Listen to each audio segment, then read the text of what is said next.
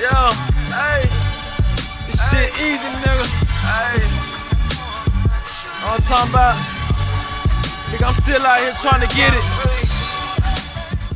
Contender Regime, boxing, checking back in with y'all, man. What's happening? What's going on?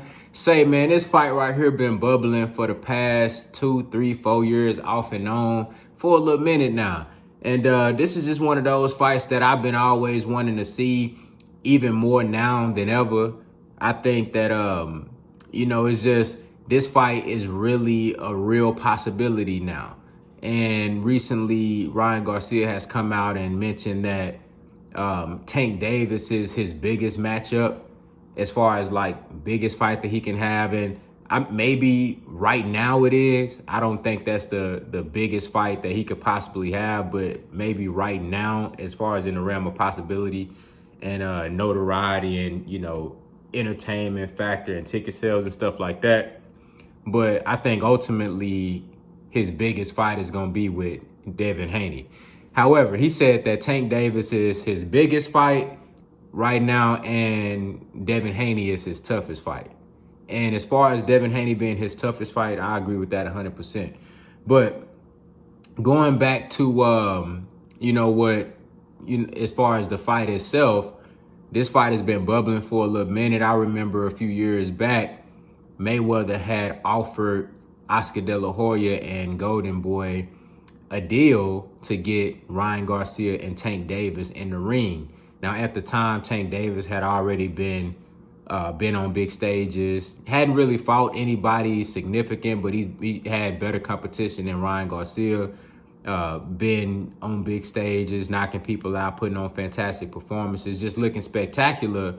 And, at the 130-pound division. And I believe that, even though Ryan Garcia is now 21 years old, very young, still got a lot of room to grow. Now he's getting to that time in his career where he can start taking on, good competition and guys that pose a threat to him.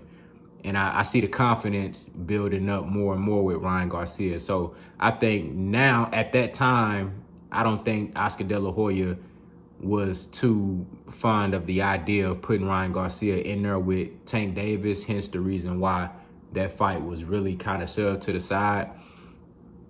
And it makes sense because at the time, Ryan Garcia, he just really wasn't ready. He was really, really green. Now, with that last fight that he had on Canelo Kovalev undercard, he looked really good, man. I like the punch combinations, just the diversity in his punches. He can really throw every punch. Very, very fast hands. I love the hand speed. And I like the fact that he's first. Nice jab. One thing that I saw, he had his chin up in the air a little bit, but like I said, he young, only 16-0, so he still got a lot of room to grow. I think that in this fight right here, back then, just like Oscar De La Hoya probably felt when Mayweather first offered that deal, back then I felt like this was a 80-20 fight for Tank Davis. At that time, I just felt like Ryan Garcia had nothing for Tank Davis. I just felt like Tank Davis was too strong, too powerful, just too much experience at that point in time for Ryan Garcia to do anything with him. Now that Ryan Garcia, I've seen him a little bit more. I've seen the progression, and I don't know if he fights Tank Davis next, if it's a 50-50 fight, but I would say in 1 or 2 fights, I think it's a 50-50 fight with Ryan Garcia versus Tank Davis. He's about to fight Fonseca, which is a good step up. And depending on how he looked versus Fonseca, that's going to kind of show me something. You dig what I'm saying? But I like this fight a lot, man. I think this is one of those action-packed talent versus talent. You got explosiveness in Tank Davis, power. You got flashy hand speed and combinations with Ryan Garcia. Also has power, 16-0, 13 knockouts. So this is gonna be a really, really solid fight and a fun fight to watch. So I'm definitely excited for this one. I hope they're able to get this fight done this year. I would love to see that because I think that, Tank Davis could use that type of competition just so we can kind of gauge where he at, because I really do think Ryan Garcia now is a real threat to Tank Davis. I think that is a potential 50-50 fight this year. Of course, Tank Davis holds a threat towards Ryan Garcia, so this kind of shows us what Ryan Garcia is, and we got to understand also, even though Tank Davis, this would be, with Ryan Garcia being 16-0, one might say, well, it's kind of early to fight a tough fighter like Tank Davis. But at the same time, Tank Davis really ain't been in there with too much competition. Of course, he's fought better guys than Ryan Garcia, but I think it makes sense for if you look at where Ryan Garcia is in his career. He's at 135 right now. This is a big kid, 5'10".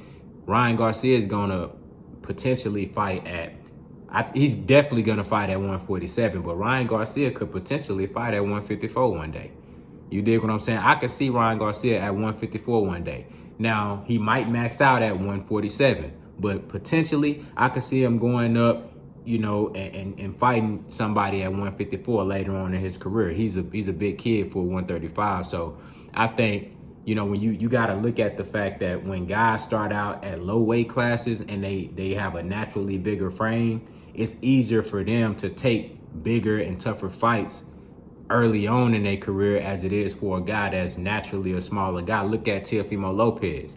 I really didn't believe that he was going to be able to beat Richard Comey. Of course, I know the history of guys that are naturally bigger, just like I said with Devin Haney. You can't treat Devin Haney. He ready for Lomachenko right now. He ready for Tank Davis right now. You can't treat Devin Haney like the rest of these guys because he's bigger than everybody else in the weight class, and he already got the skills on par with anybody. So just like Teofimo Lopez, he went in there and beat Richard Comey. I didn't think he was going to be ready for that fight with, 14 fights, 15 fights.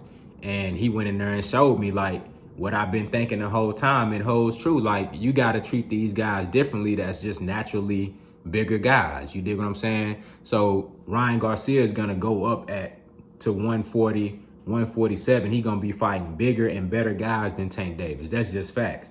So he can get in there with Tank Davis right now. You know what I'm saying? You just got to treat these guys different.